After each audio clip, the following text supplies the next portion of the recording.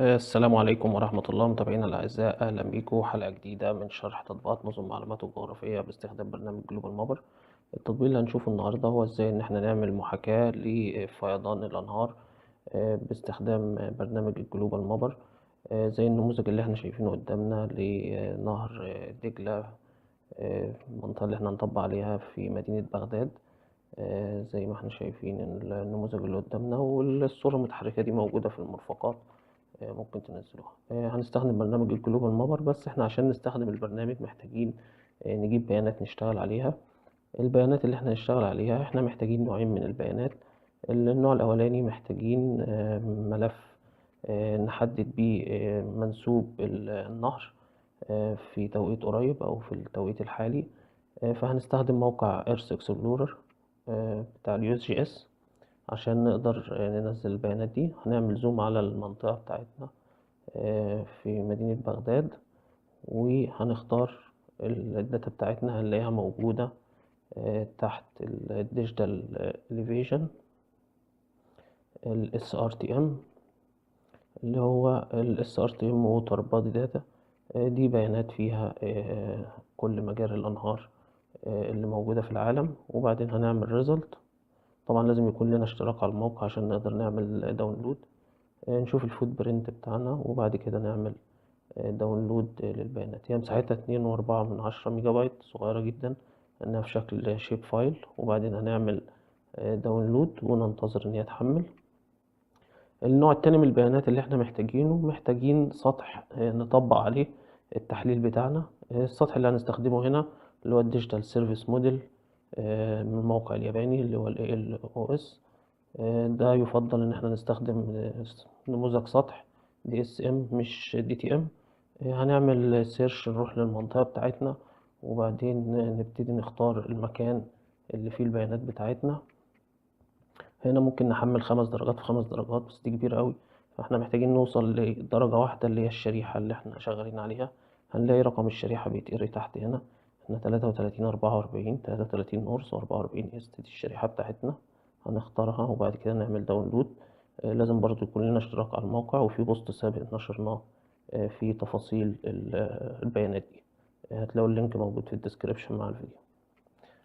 بعد التحميل هنروح على البيانات اللي احنا حملناها وهنفك الضغط بتاعها. بعد ما فكينا الضغط بتاع البيانات هنبتدي نحمل البيانات بتاعتنا على البرنامج. اولا هنحمل الشيب فايل اللي فيه الليفل بتاع النهر، اللي هو ده، عن طريق ان احنا نسحبه على طول ونحطه جوه البرنامج. هو في شكل شيب فايل فهيفتح معانا على طول، ونستخدم نفس النظام الاحداثي اللي نازل مع الملف. وبعدين ده نهر دجلة في المنطقة دي. بعدين هنفتح الملف التاني اللي هو نموذج السطح الرقمي للمنطقة اللي هو DSM، برضه عن طريق دراج ودروب. وهنقول له يس لأن ده ملف ارتفاعات عشان يحمله لنا في شكل elevation. هنلاقيه يحمل معانا على البرنامج. هنعمل بس إعادة ترتيب للطبقات عشان النهر يظهر فوق زي ما احنا شايفين. دلوقتي المنطقة بس كبيرة، احنا محتاجين نحدد اريا صغيرة نشتغل عليها عشان البرنامج ما ياخدش وقت ويبقى أسرع معانا في البروسيسنج. فاحنا ممكن نختار مدينة بغداد. فممكن عن طريق أدوات الرسم من الديجيتايزنج نرسم كرييت ريكتانجل، ونرسم ريكتانجل كده أو اريا للمنطقة اللي احنا محتاجين نشتغل عليها، وليكن المنطقة دي. وبعدين هنسميها area of interest، وبعدين هنقول اوكي. بعدين هنختار بالتول بتاعة الايديت، هنختار الاريا دي، وبعدين هنروح على الملف السطح، دبل كليك، كروبنج، وهنعمل كروب تو كرنتلي سيلكتد بوليجون عشان يقطع لنا المرئية او النموذج زي ما احنا شايفين. خلاص احنا نقفل نعمل هيدن للملف بتاع الاريا، احنا كده مش محتاجين.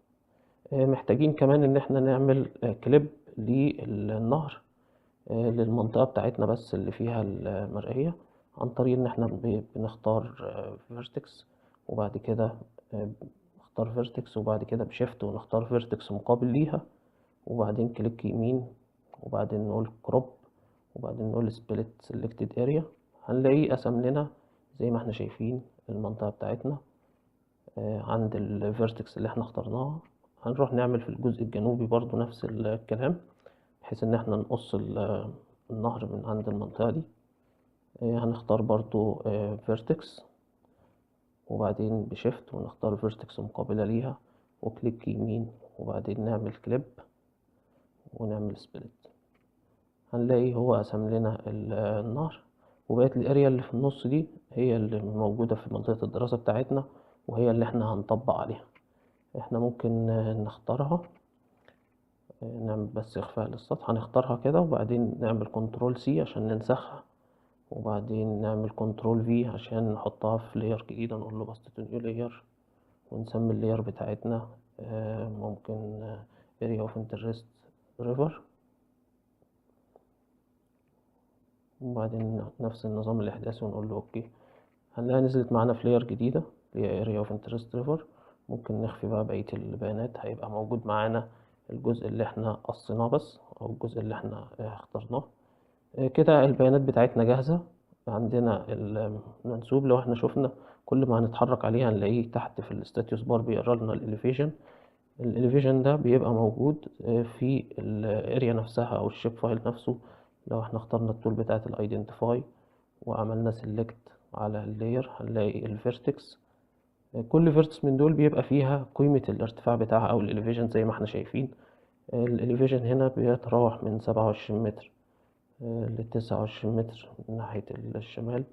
كل فيرتكس لو وقفنا عليها هنلاقي مكان الفيرتكس والاليفيشن بتاعها. القيم دي اللي احنا البرنامج بيعمل سيميوليشن من عندها، بحيث ان هو يحسب الليفل بتاع النهر. كده البيانات بتاعتنا جاهزة، نبتدي نعمل التحليل بتاعنا. هنظهر المنطقة بتاعة الدراسة، نموذج السطح الرقمي. باستخدام التول بتاعة الإيديت هنختار المنطقة بتاعة الريفر نفسها أو النهر، وبعدين أناليسيس. هنلاقي فيه حاجة اسمها Simulate Water Level Rise Flooding. دي الأداة اللي احنا هنستخدمها. خطوات بسيطة قوي. إن احنا الأول هنسمي الليفل الجديد وليكن 1 متر، وهنخلي قيمة الانكريز هتبقى 1 متر، فكده هيحصل انكريز أو زيادة بقيمة 1 متر. وهنسيب كل البارامتر زي ما هي، بس هنتأكد إن احنا نختار الأوبشن ده increase from selected area عشان يبتدي يعمل السيميوليشن من الاريا اللي احنا مختارينها او من الووتر بادي اللي احنا مختارينه. وبعدين اوكي. خطوة ممكن تاخد وقت شوية فاحنا بنسرع الريتم. بعد ما العملية تكتمل هنلاقيه عمل لنا التحليل وعمل لنا محاكاة. لو منسوب النهر زاد ب1 متر، قيمة 1 متر ايه المناطق اللي هتغرق. زي ما احنا شايفين كده لو احنا عملنا إخفاء، ده النهر وده الأماكن اللي هتبقى معرضة للغرق في حالة لو منسوبه ارتفع بقيمة 1 متر. ممكن نعمل الخطوات بقى تاني، بحيث ان احنا نشوف عند 2 متر وعند 3 متر زي ما احنا عايزين. فهنعمل نفس الخطوة تاني، نختار الريفر وبعدين نخليه يزيد كمان متر، فهتبقى القيمة 2 متر ونسميها 2 متر، وبعدين بارامتر زي ما هي، وبعدين نقول له اوكي وننتظر ان هو يعمل السيميوليشن. هيدينا التحليل على الليفل الجديد اللي هو 2 متر. هنلاقي في التيبل اوف كونتنت هنا في الكنترول سنتر بقى عندنا 2 متر و1 متر. لو شفنا الفرق ما بينهم هنشوف الزيادة واضحة ايه اللي بيحصل.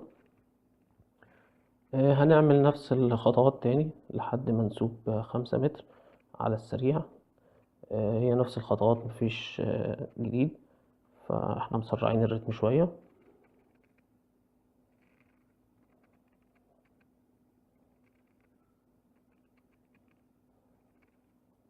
ده 5 متر. وممكن نشوف برضو عند بعد كده 10 متر. من 5 بعد كده 10 متر، نشوف ايه اللي هيحصل عند ال10 متر.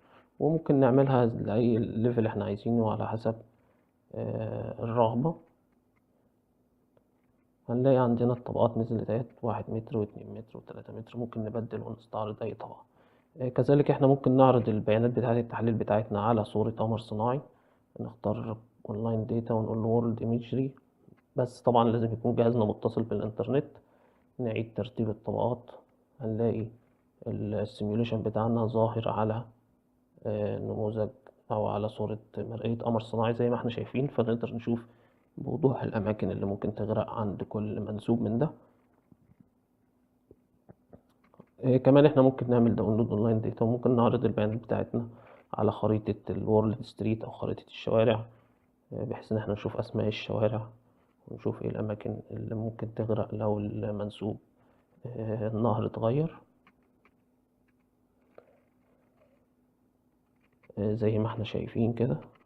هنعيد بس ترتيب الطبقات، هنلاقي الليفل الجديد على خريطة الشوارع. ممكن نشوف إيه اللي ممكن يحصل لو حصل تغير ب1 متر. دلوقتي احنا ممكن نعمل كابشر للسكرين، بحيث ان احنا نستخرج صور عند كل ليفل من دول. في الأول ليفل 1 متر، ممكن نعمل فولدر جديد نسميه كابشر، هنسيف فيه الصور بتاعتنا. ده هيبقى أول فريم معانا 1 متر، وبعدين هنقول له سيف، وبعدين هنبتدي نعرض 2 متر، وبعدين نعمل برضو نفس الكلام، هنعملها على السريع بحيث ان احنا نعمل 5 متر مثلا.